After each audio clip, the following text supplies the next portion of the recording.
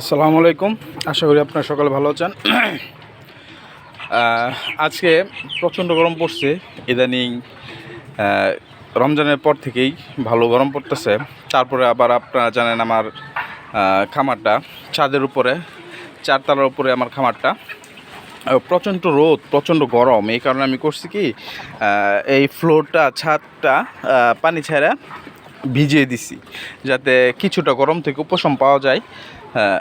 প্রচণ্ড গরম, আর পর্যাপ্ত পানির ব্যবস্থা করা হয়েছে মুরগির জন্য। পর্যাপ্ত পানির ব্যবস্থা, গরমে পরিমাণের চেয়ে অধিক পানি লাগবে, যাতে পানির কোনো কমতি না থাকে। এই গরমে যদি পানির কমতি থাকে তাহলে হিট স্ট্রোক করার প্রবণতা থাকে বেশি। তো আমি খুব টেনশন আছি যে আমার যে মুরগিগুলো কুচে বসছে সেই মুরগিগুলোকে নিয়ে, কেননা তারা তো একটানা কুচে বসে থাকে, তারা পানি খাবার খুবই কম খায়, তারা বের হয় না। এই দেখেন, আমি ফ্লোরটা ভিজিয়ে দিয়েছি যেন অন্তপক্ষে খামারের ভিতরটা একটু ঠান্ডা থাকে, কিছুটা উপশম পাওয়া যায়।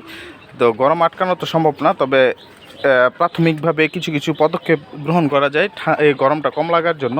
এই যে দেখেন, আমার সাদা ফেদার মুরগিটা 11টা বাচ্চা নিয়ে চলাচল করছে খাঁচার ভেতর। আর এই যে আমার হলদে পাখি, দ্বিতীয় হলদে পাখিটা, প্রথম হলদে পাখিটা বাচ্চা তুলছিল, ওইটার বাচ্চাগুলো এটার সাথে অ্যাড করে দিছি, 5টা বাচ্চা। আর এই যে দ্বিতীয় হলদে পাখি 5টা বাচ্চা তুলছে, 5টা বাচ্চা তুলছে। আর হলদে পাখি আরেকটা বাচ্চা ফুটাইছিল, সেই বাচ্চাটা ওইটার সাথে অ্যাড করে দিয়েছি। তাদেরকে লেবুর পানি দিছি, কারণ তারা আজকে প্রথম বের হয়েছে কোষ থেকে, তাই তাদের লেবুর পানি দিছি যেন পরবর্তী সময়ে তাদের সারভাইভ করতে রোগ প্রতিরোধ ক্ষমতা বাড়ে। এত গরম। আর ভিতরের দিকটা যদি দেখাই, দেখেন সুন্দর। আর ওই খাঁচার ভেতর আছে আপনার বাটপার আছে একটা, এই বাটপার ডিম না দিয়ে কুচে বসিয়ে 3টা বাচ্চা ফুটেছে, সে বাটপারটা এটার ভিতরে আছে। তো পরে এক সময় দেখাবো আপনাদের এই বাটপারটাকে। তো আজকের জন্য এই পর্যন্তই। সবাই আমার জন্য দোয়া করবেন। আসসালামু আলাইকুম ওয়া রাহমাতুল্লাহি ওয়া বারাকাতুহু।